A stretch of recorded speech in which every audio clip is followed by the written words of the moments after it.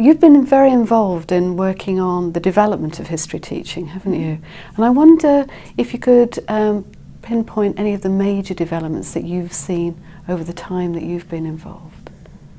Well, mostly I can pinpoint my own developments, and perhaps that may be a sort of a roadmap. I'm at a relatively privileged place in that I teach at a research university in the United States, which is the top of the academic food chain there. I mean, obviously the Ivy Leagues are higher on the food chain, but we're sort of lesser primates. We're the chimpanzees to Harvard's humans. But I did all the things I needed to do to get tenure there. And at that point, I had been teaching for about 12 years because I had a job at a different sort of institution first. And my teaching had gone stale. Oh. You know, when I started, I was, I'm actually good at telling stories, and I can engage students in that way. And I like telling stories, and I think explanation by narrative is very powerful, as long as telling stories isn't the only thing that you're doing in your classroom. But I was a moving target and my students were a moving target.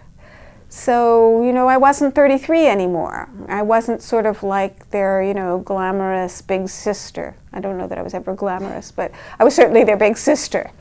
And the things, and they had changed. The new technologies really changed the way students respond to you. And I was getting angry at them.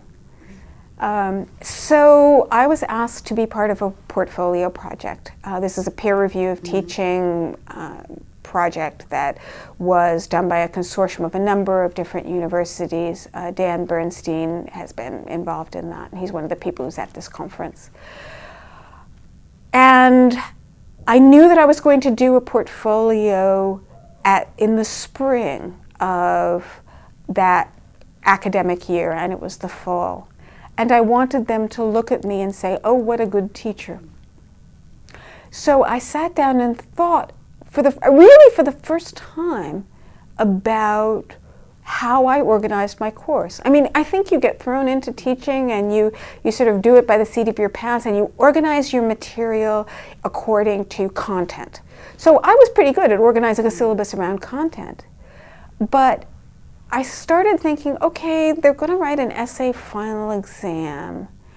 How do I want to get them ready to do that? And so I decided, well, they need to practice certain skills to write these essays. They'll just have a series of weekly homeworks. They'll be pretty short. They'll be pretty quick to grade. And they will then write an essay after 3 and so forth. And the course will be organized in that way. And it really changed my whole orientation to teaching. I can't describe it any other way.